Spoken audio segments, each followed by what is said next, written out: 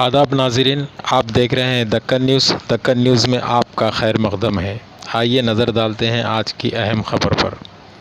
ریاست تلنگانہ میں جاری لاک ڈاؤن میں مزید 10 روزہ توسیع کی گئی ہے۔ ریاستی کابینہ کے اجلاس میں یہ فیصلہ کیا گیا ہے کہ لاک ڈاؤن میں اگلے 10 دنوں کی توسیع کی جائے اور نرمی کے وقفے میں 1 بجے تک کی چھوٹ دی گئی ہے۔ آج ریاستی کابینہ کے اجلاس میں یہ فیصلہ کیا گیا ہے کہ لاک ڈاؤن میں اگلے 10 دنوں کی توسیع کی گئی اور نرمی کے وقفے میں صبح 6 بجے سے دوپہر 1 بجے تک کی چھوٹ دی گئی ہے۔